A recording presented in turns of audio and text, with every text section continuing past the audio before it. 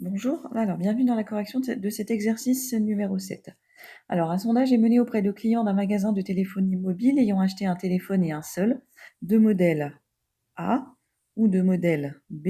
Donc ici, on retrouve bien hop, nos deux modèles ici en ligne, avec deux choix de forfait possibles. Le forfait M, c'est donc Internet mobile 10 Go, ou le forfait S, Internet mobile 50 Go. Le téléphone de modèle A coûte moins cher que le téléphone de modèle B et le coût du forfait M est moins élevé que celui du forfait S.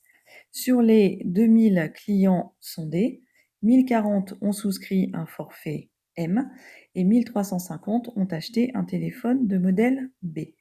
On relève également que 30% des sondés ayant acheté un téléphone de modèle B ont souscrit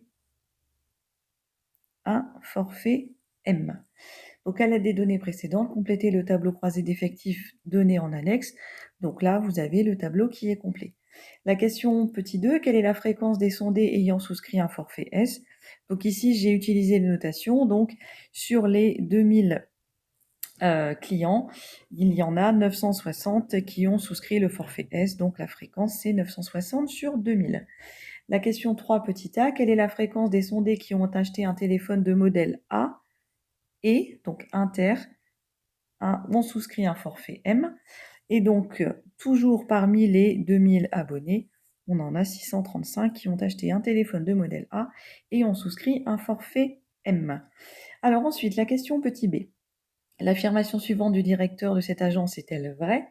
Moins d'un tiers des sondés a choisi la formule la plus économique. Et donc là, en fait, il fallait penser à revenir sur une petite phrase de l'énoncé qui dit que le téléphone de modèle A coûte moins cher que le téléphone de modèle B et le coût du forfait M est moins élevé que celui du forfait S.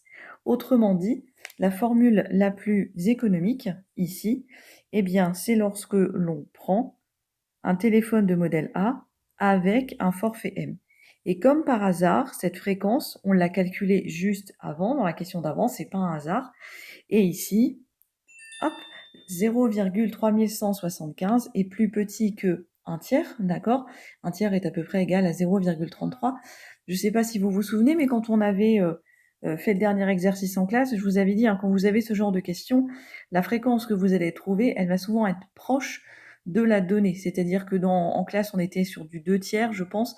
Là, on est sur un tiers, 0,33, et on trouve une fréquence effectivement qui est assez proche, 0,3175, mais avec un écart quand même assez significatif pour pouvoir comparer sans aucune difficulté.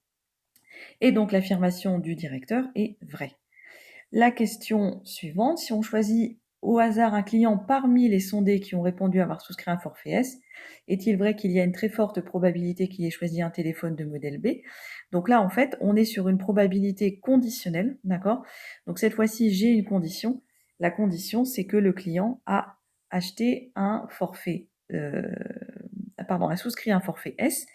Quelle est la probabilité qu'il ait acheté un téléphone de modèle B? Donc c'est 945 sur 960, 0,98. Est-ce qu'on peut qualifier cette probabilité de forte probabilité? Bien oui, sans aucun doute possible. La dernière question, la partie B.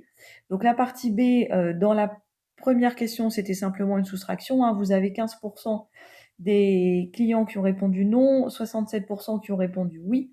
Donc le nombre de clients n'ayant pas interrogé, il suffit de faire une soustraction. Et ensuite, on a une proportion de proportion dans la question 2. D'accord? Donc vous avez l'ensemble des clients interrogés.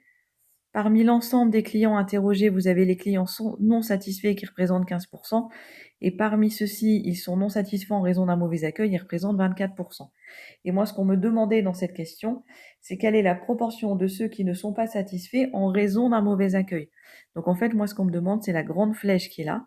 Et donc pour avoir cette grande flèche, on multiplie. Donc 24% fois 15%.